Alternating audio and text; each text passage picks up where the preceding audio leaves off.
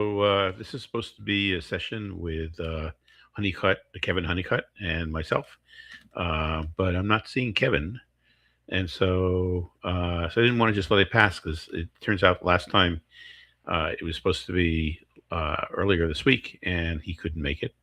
Um, and I didn't want to make it. I didn't want to ignore this twice. Oh, there he is. Okay, so let me see if I can invite him in, and there he is. Okay, Yeah. okay. So we are here. How's it going? Can you hear me? I can hear you. I can hear you fine. Good, Okay. good. Got some new glasses. I don't know that I've seen them before. Uh, No, these are new, my new funky glasses. yeah. So this came out like you, Michelle, your wife, and I were having a conversation. You two were in the car, and we started talking about how there's like this education whiplash. Like one year we're on testing is the new big thing, and then it didn't work, and then the next year it's on one laptop per child, and then it didn't work, and then it's on no child left behind, and then it didn't work, and then it's on, well, the current one is like AI. Like AI is going to change everything, and so it's just like we do this, and then it doesn't work, and and then we go in the opposite direction. Like, oh, we have to have more technology in schools, and then it's like, oh no, there's too much technology in schools. We have to stop kids from using technology. So, like, does that are you finding that still happens? Because you've just changed. You were in the classroom, and then you were all over the world talking on stages, and then you figured you'd go back in the classroom and try that again. Like, what do you see? I see a lot of the same thing. And I don't think it's always us. I think there's a gravitational pull that moves the needle whether we like it or not. I think in teaching, we're so busy teaching, we don't have time to be out there banging a drum and trying to move things in one direction or another. We're kind of up against it, just trying to get through the year with our kids. But there are vested interests. If a new technology comes out, the people who own that technology, who want to sell that technology or license that technology, if you look at the school market, that's a big market. That's a big base of customers to get. So they have a vested interest. So they're going to go and partner with all the different BOCES and different organizations that educators connect with. And it's a thing that's been going on for a long time, and it's not all bad. Sometimes we get things cheaper. Sometimes they leverage the numbers and get us things cheaper. But I think it lends itself toward a gravitational pull that makes us what's the word, makes us jump in with both feet really fast. Sometimes that's not a good thing, but buy-in can happen quick, and suddenly we're all doing it, by mandate, or every school's got to do this now, and hey, we're all going to do Google Classroom, and we're all going to, it can happen fast like a tsunami. And sometimes the outcomes aren't what we expected. A lot of times the outcomes aren't what we expected, and then suddenly you're like, okay, now we're going to do this. Like you said, we get jerked back the other direction. And often I find, tell me if you agree with this, it's in the extreme. So it's like, we're all screens all the time, and then suddenly no screens, no Right. screens. And it's not everybody, but it's in some places. Suddenly people just they want to run the other direction, and maybe it's a human thing. Maybe it's a, yeah, I don't know if those Clovis Point spear tips are making us lazy. I miss the days when we Mhm. wrestled with the woolly mammoth. A lot of us died, yes, but the meat was, we fought for it, and I think it tasted better. There's some of that. I get that, and I'm not against the next wave. I think getting drowned by it is what I'm probably against. I'll stop talking for a minute.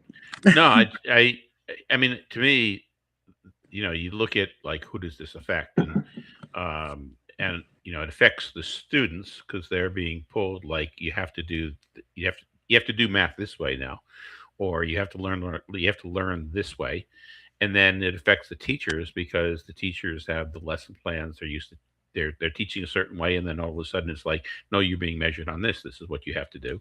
And then it affects the school and district administrators, who are sometimes making the decision, but they're making the decision in a vacuum. They're making the decision based on certain pressures that they feel. And those are in education the prime people involved. And then of course you have the companies who are making the hardware or making the software or conducting the professional development. And I don't think most of them are out there to pull the wool over anybody's eyes. I think a large number of them are doing this because they really think that it's going to work. But on the other hand, they're not sitting down either and talking to the teachers in advance before they come out with their products. Yeah. So we used to work for an educational service agency, and in that role, we would get grants to build a new product or build a new training or something like that, and we'd have to start out with what are the bottom line, measures that we're going to have to make sure this product can meet and or exceed or whatever, and we'd find that operable zone. We all look for that zone, and that zone moves up and down according to political pressures or whatever the catch of the day is. But we land in there and think, okay, as long as we can do well within that zone, we're doing great. We're doing a service.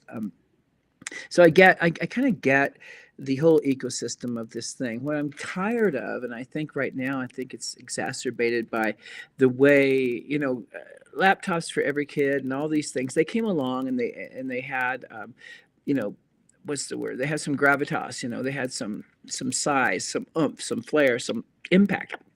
AI is a different animal. I don't know what you see, and I think there's a couple of reasons. One, it's political. Another, there's kind of an AI space race going on that creates its own gravitational pull from without the system and then applies pressure to within the system. And so I think, we're told to say, yes, and we're going to try this, and we want to be, we don't want to be Luddites. We want to make sure our kids are ready for a future where AI plays a huge role. So there's a lot of things You going mean on. AI plays a huge role, so they're all going to be unemployed? Yeah, probably, right. So then Hmm. what are we going to do with that time that we have? And there is some of that, well, it's going to return us to remember when, we were all going to live a life of leisure, Yep. and and people have been predicting that since God, I don't know when they first invented the wheel. People probably grunted something to that effect that we're all going to be sitting around just kind of eating rainbow stew, and then the industrial revolution comes along and machines are going to do it. We'll have automatons and they'll do all that work for us, and to some extent some of those things occurred, but there's always been a role, I think, for the creative person or the one who fixes things or the one who it's going to be really hard for in the short term for an AI robot to come out, look at your air conditioning system, diagnose it, go back to the truck, order the parts, go get the parts or have them delivered, install the parts. There's still going to be some non-fungible sort of jobs out there, but it's not like we're all going to have those kind of jobs. It just hasn't shaken out yet. And I think what sits there in the vacuum of that fear is this intense, what's the word, pressure to make sure we're in the right place and our kids are in the right place. But when you go to ISTE and see that 80% of the sessions are about AI, 80% of the sessions are about AI. That's a big bunch. And when you think of all the other things we could be doing too, like kids becoming entrepreneurial, kids having different kinds of literacies that might matter alongside the AI-driven jobs and careers and data centers and all that stuff. It feels like the whole mall is dedicated to one thing, and there's a tiny little shop in the corner where you might buy a broom, and that's for the arts. I mean, I'm worried about what's left. What's the other Hmm. 20%?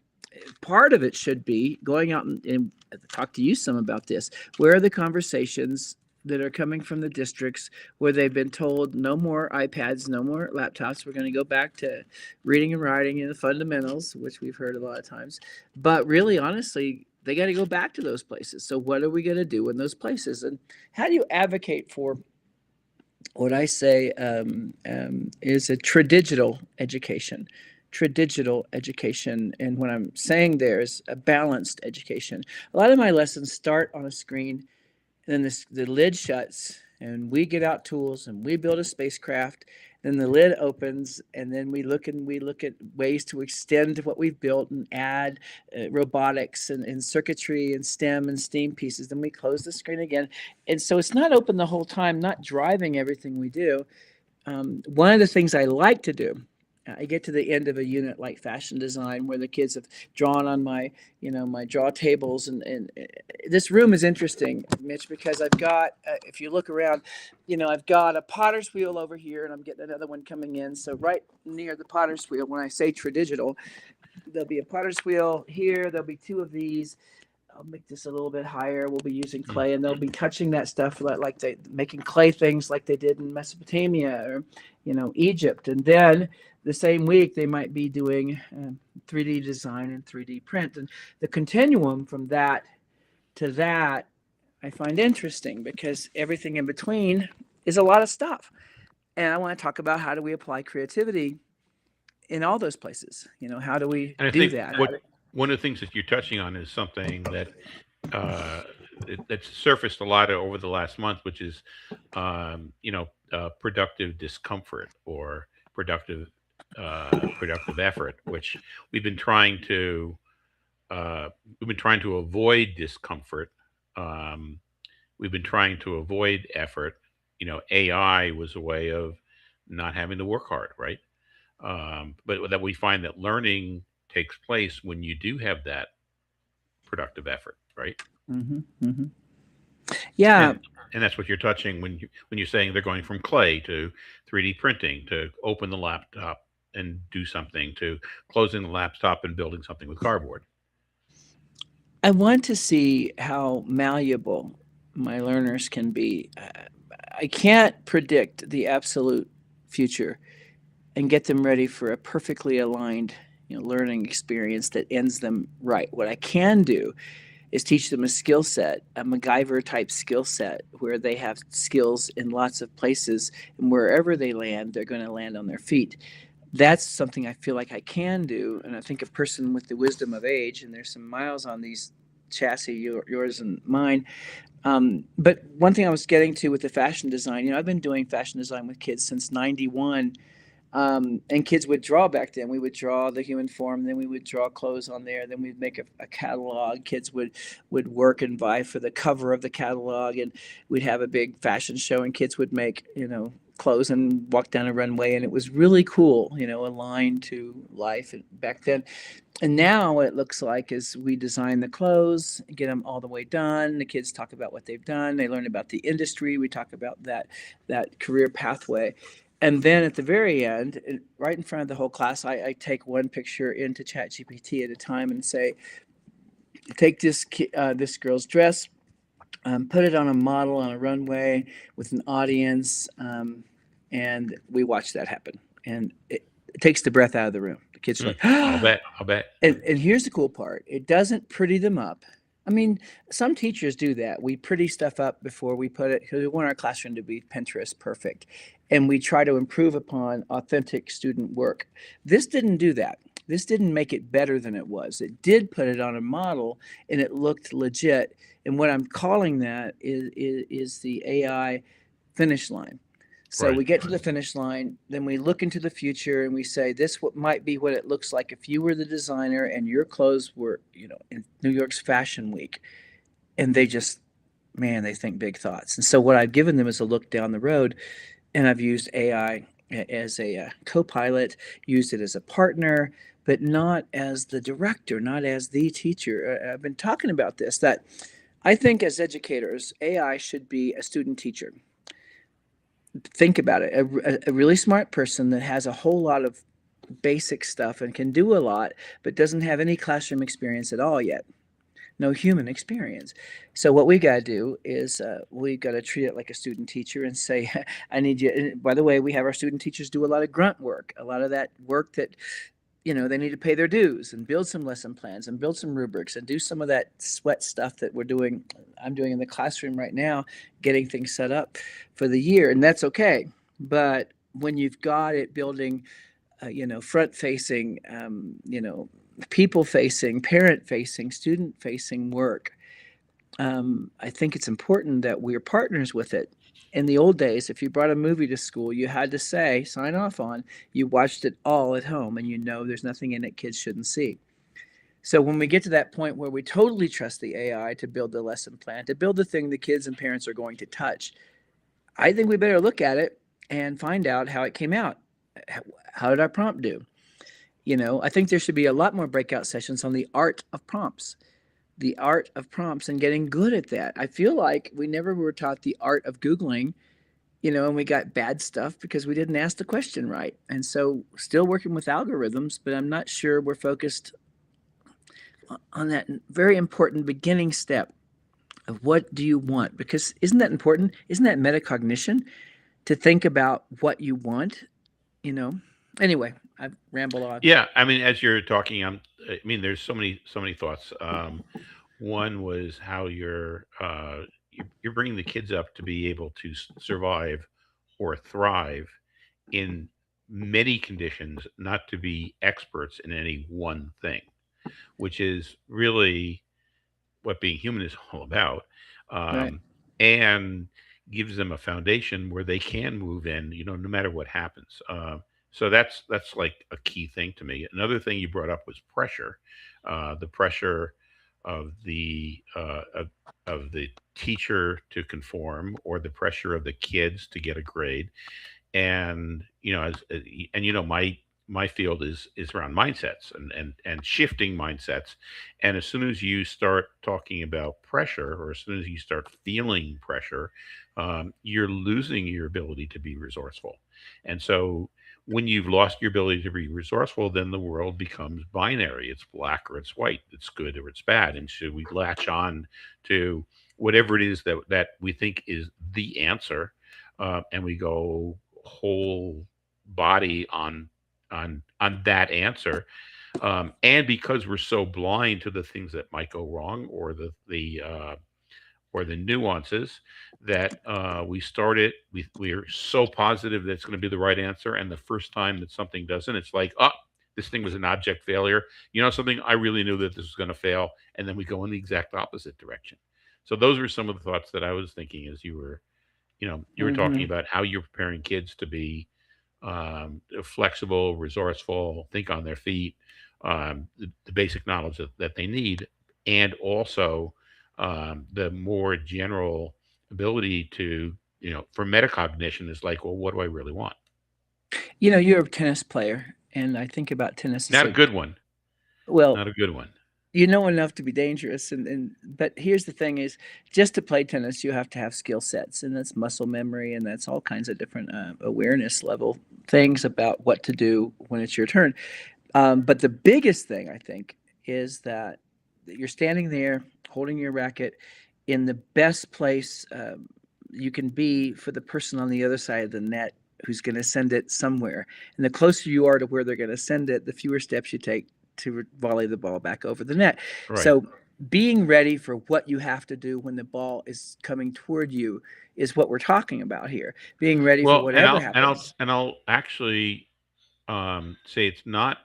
It's Yes, it is being ready for the ball that's coming at you, but even more, it's being ready for the ball that's next going to come at you. And so, as you're right, as that ball is coming, if you're a good tennis player, you're thinking two or three shots ahead. Like, this ball is going to be coming, and if I hit it here, then I'm going to have to move over there, because chances are that with the angle, that person is likely to hit the ball in that direction, and at that depth. Hmm. That's good. How many? That's good. It's got me thinking other thoughts too. Is that ability to think longer, not two dimensional, but three-dimensional thinking, and to be able to think about that next step. In martial arts, is this way too. Is the person who can what's the word, predict what the opponent will do after you block that first punch. It's Right. important. We do these things called three-step attacks that have you thinking in three chess moves. And, and if you can do that better and the other person can't because they've learned one at a time, you will beat them every time. So I think it's important that kids know how to move like that and not freak out. Let me give you a historical reference here. Well, and I'm I just going think, to go back to your tennis, okay? Because yeah, yeah. because because the tennis thing is like, even if you could think 3 shots ahead, if you don't have the skills to get the ball over the damn net 3 times in a row, thinking three Right. shots ahead isn't going to get you anywhere, Right. So right? that's right. So first you need to know the foundations of the game, and then second you have to be able to study and quickly apply what you've learned to your opponent. And that makes all of the difference. How old are they? How tired are they? What time of the day? Which match are you? The third match of the day? Are they out of steam? Or are they top of their game and they're going to kill you on first serves aces and all of that stuff? And you know when you're outmatched and you think, God, it's going to be a long day or maybe a short day, depending. Mhm. But a lot has to do with what's on the other side. And that's what I think is important is that if we only see one thing coming and we get kids ready for that one thing, I think what's important, it used to be that we specialized, we learned one skill and then it got where it Well, like changed so quick. coding, okay, 3 Yeah. years ago, weren't we preparing all kids because everybody was gonna have to be a coder? Yeah. Yeah. And so now I think the specialization has to be non-specialization. It has to be the ability to use any blade on the Swiss Army knife and even invent a new blade on the spot if you had to. I love that way of thinking. I don't have a choice. That's how my brain is. And I'm not saying I worked for it or anything. It's just I was born with this brain that's constantly thinking. It keeps me from doing well. I'm going to staff development and I'm learning systems, I'm learning approaches, I'm learning 3 steps here, and you got to do this, you got to do this. That is the antithesis of what I'm good at. And if I can survive that, I'll be a great Hmm. teacher when this year starts if I don't get in trouble for not filling out a form properly. So if life asks you to do one thing, what I was going to bring up is a historic for those people that are history buffs out there. I've always been fixated on Pickett's charge as a metaphor for Mhm. change, is that here we are, and we've got a different kind of warfare going on in the Civil War, and Pickett starts moving, toward the opponent there in a terrible situation, walking his troops into battle, dressing their lines like it's like Napoleonic War, like it's almost like Greek warfare, Mhm. not different than that. 12,000 troops walking across, getting peppered by grape shot and falling down, 10, 20 at a time and dressing the lines and just walking into a maelstrom and just got decimated as they walked. And their biggest problem is they were proceeding with the knowledge of the past as if it was a good thing.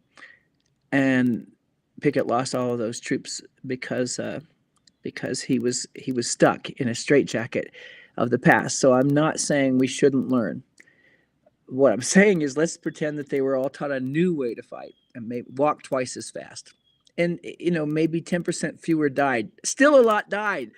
Right. Just because you got a new way doesn't mean it's better than the old way. The best way is to look at the opponent, look at what's happening, and adjust to it in real time. Well, I think the just do it in real time. I think the issue, like so in Pickett's charge, which was during the Battle of Gettysburg, right? Uh-huh. Yeah. Um, and during that charge, as you say, that his forces were absolutely decimated.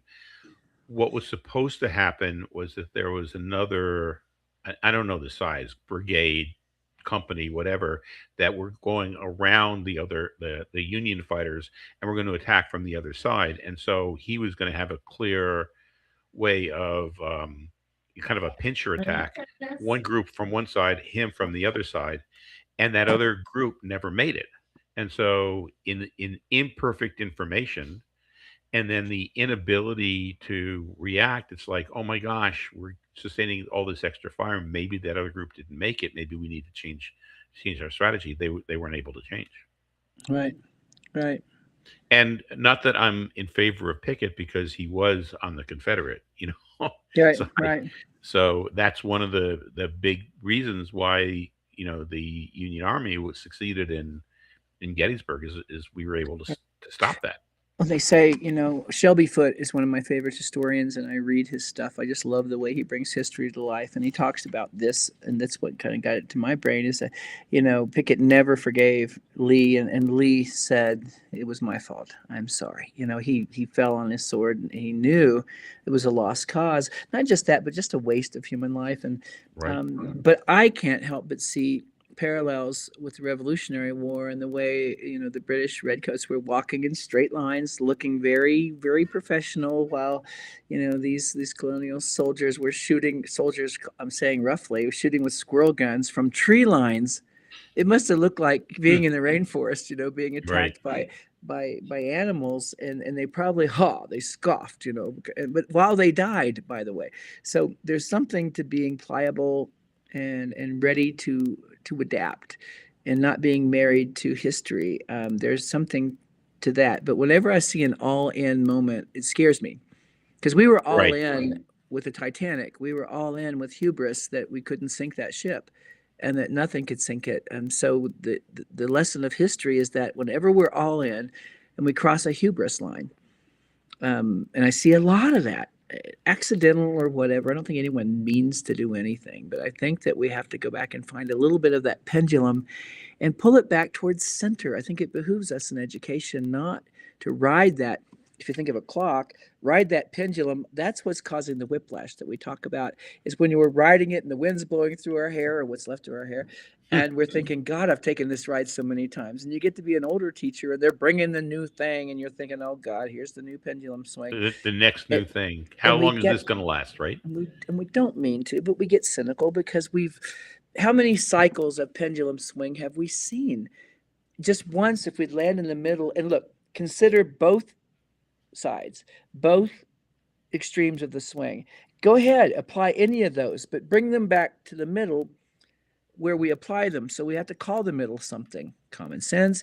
If we call it pliability, flexibility, adaptability, build your whole theme of your school around that notion. But as long as we're at the mercy of whoever's causing the swing, and sometimes it's political, and I was saying this the other day, is I trained with Apple, and I didn't mean to, but I became an Apple Hmm. distinguished educator, and then they wanted me to train for them, and I tried, and I signed up, and I was going to, but then I went into that first workshop, and I showed Apple tools alongside Google tools. Oh my God. Right. They did not like Can that. you? Right. No. So I was warned not to do it again, so I did it again because that's me. Because I'm all about giving them the tool they need, not the one that I'm not going to be a shill. They don't pay me for that. No way. So I Well, found they is that felt that they were paying you for that. yeah, I got to be. I got Right. a shirt, maybe a hat, but I don't want to be that. So when Right. corporate interests own the whole school, you'll see it sticks over here and it stays over here as long as it needs to, and Google's got it over here, and so I think what we got to do is be agnostic from platform standpoint. So I'll tell you the fear that I have as you're talking about being in the middle is that another word for middle is mediocre. So how do you be in the middle and not mediocre? If I told you to stand on your side of the tennis court, in the middle, so you're ready to get to either side. If you're standing on the right side and someone hits it on the left side, good luck.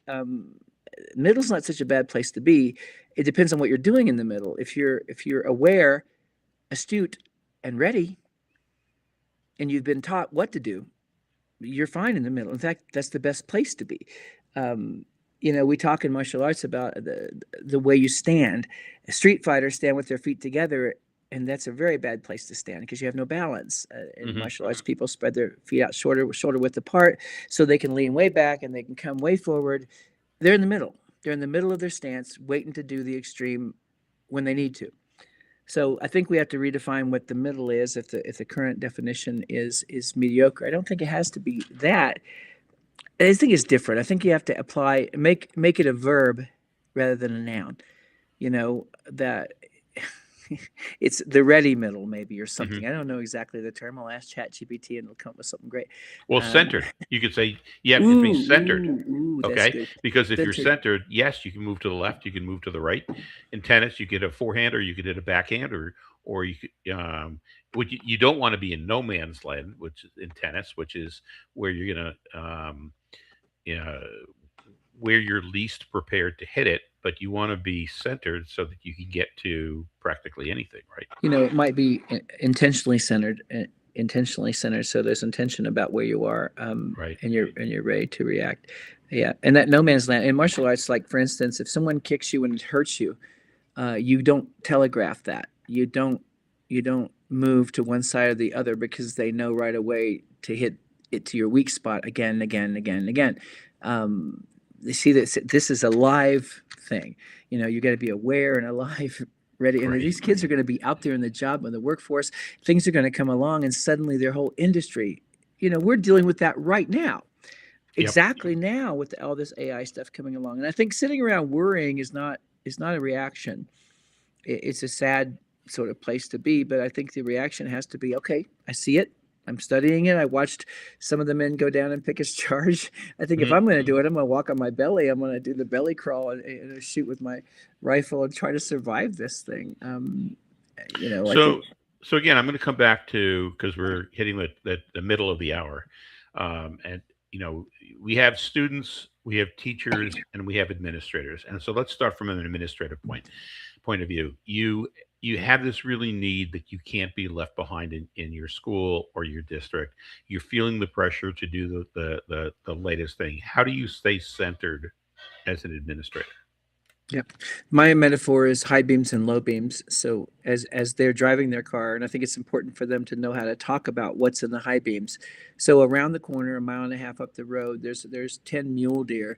There's a good chance by the time we get there, they're still going to be there. We're going to start braking pretty soon, but for right now, what's in the low beams, it's what we're going to focus on. But it's my So you job. don't have to slam the brakes. We don't have to throw everyone. But Yeah, we should take our foot off the accelerator a little bit. a little bit. And so our job is to see a little farther down the road, but not scare everyone, but give them a buffer of our preparedness and our research. And also teach the kids how to do this. Don't just take Right? care of them and let them graduate and wonder how it all worked. Why did it go so well? Here's what you do. As a hunter, here's what you do. A hunter gatherer, here's the strategy. So, like you said, in 3 moves, right? You think the next move, that's Yep. exactly what I'm talking about. What is the next move? Well, you don't have to be Nostradamus to see some of Hmm. how this is going to play out. People are looking at different ways to do data centers. You were talking about, the space bound centers where certain rules don't apply, and there's different temperatures and there's different things you can do. Yes, it would cost a lot up front. But right now everyone's married to these land-based ones that require all these things that cause political disruption, and it's a mess right now because everyone's running. Yep. It's almost like a big sale at Christmas, and everyone tramples each other to get one more Cabbage Patch doll. Does anyone remember that? Yeah. Um, right. So that's Okay. So let's go back. Let's go to teachers then. Okay. So for the administrators, it's keep your eye on the long term and on the short term. You're preparing for the long term, but you're not reacting to it, and you're preparing for the short term by allowing for some productive discomfort and not changing direction Mhm. too quickly. From the teachers, okay, you actually see this technology, and maybe you went to ISTE, or maybe you went to your local tech place, or maybe you're anti-tech, but you see like the one way to do something, and or something brand new, and you're getting a lot of pressure from districts to move in a particular direction and teach in a certain style, and then the next year in a completely different style.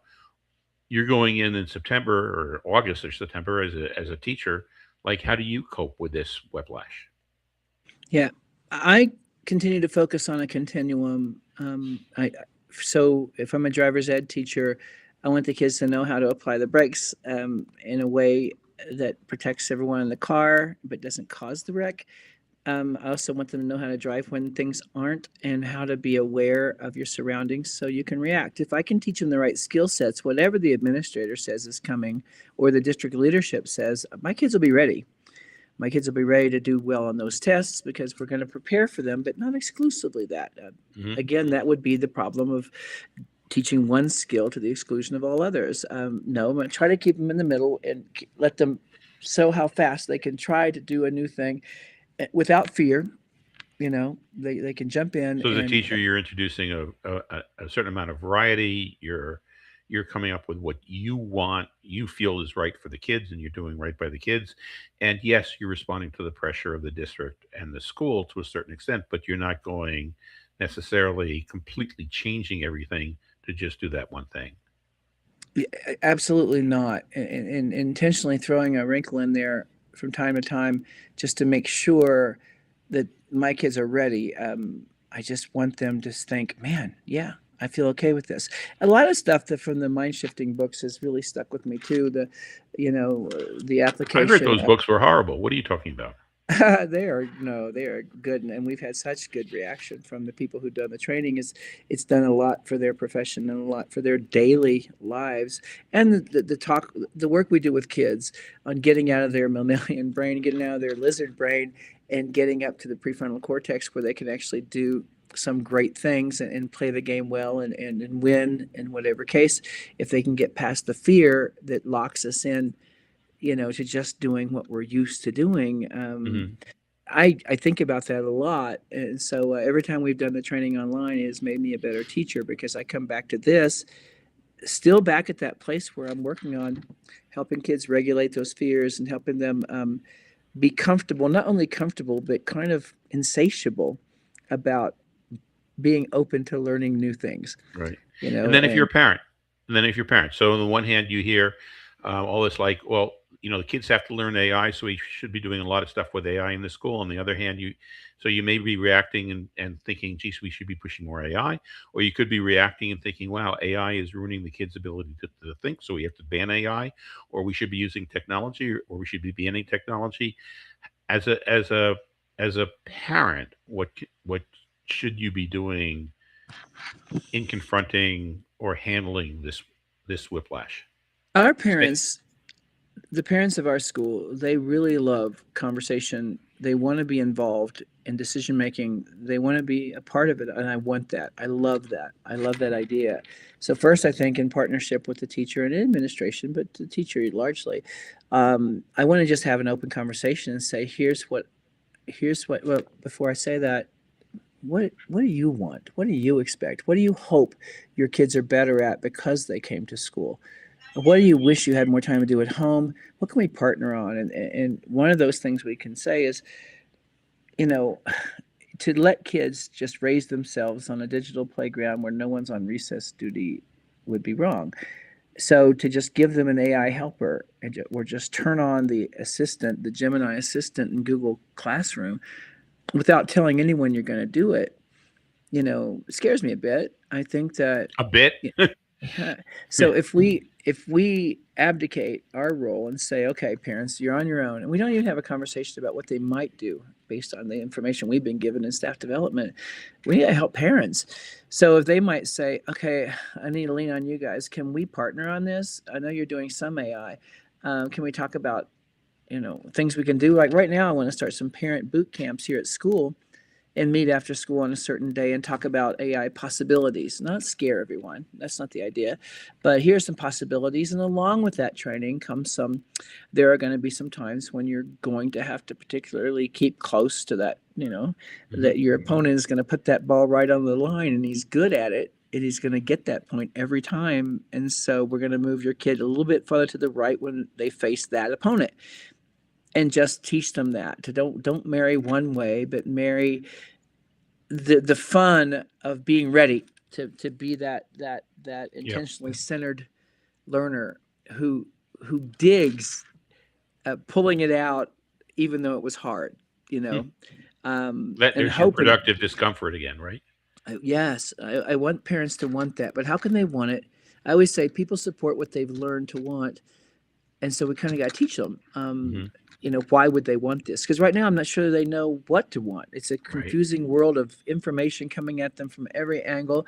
And so again, back to that conversation that we're talking to parents and asking them what it is they want their kid to be able to do. Not what do we want us to do to their kid, but what is it you want your kid to be able to do Right. because they were in That's a great school, question. and let me work at this. Yep. That's what I want to do.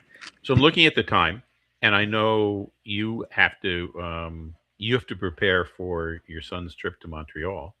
And so maybe just a quick like, what do you want to leave people with? I would say as the school year is starting, the educators, I want them to take a deep breath and give yourself some grace and just think about that work of keeping kids intentionally centered so that they can react and finding a calm place where we can see far enough, down the road that we know how to react. They're proud of their ability to react successfully and yes unsuccessfully and learn from it and react better next time.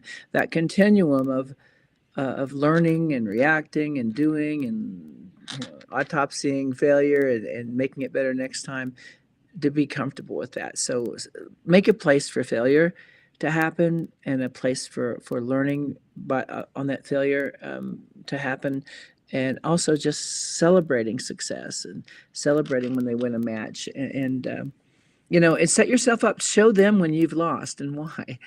Right. Be that person who, you always do that and say I'm Mhm. not so good. You always lead with I'm not so good, which is really smart, because then when you're better than people expect, you win at least the first match. And so Right. you're pretty smart, but you're also just a humble guy that just makes it really easy to Mhm. talk. I appreciate that. Every Well, thank conversation you. we have always feels like time well spent. So it sounds like if people basically with the adults in the room, if we can remain centered and curious, not tied to any one thing, but taking things as they come, knowing that if we are centered and curious, we have access to our resourcefulness and we're just going to figure it out. And Ooh, that's we that's have that's how we move access. forward, I right? love I love what you said there. Ooh, be Um, curious. yeah, be Mhm. yourself, be honest. All these little posters here, but that Yeah, exact thing, we have access to those parts, the sage brain you talk about in your books. right. I want. I don't think there's an age limit to that. I think that a kindergartner can access their sage brain and be prescient and I think remarkable. I think kindergartners actually have better access to their sage brains than most adults. So Yeah, they've there we not. go. Yep, They're they've not curious built barriers yet. and they're always learning, right? So, so thanks, Kevin. Thanks for the conversation. It was fun. Yeah, it was Always. fun. Okay, hope everybody, people watching, enjoyed this also. And Kevin, we'll talk soon.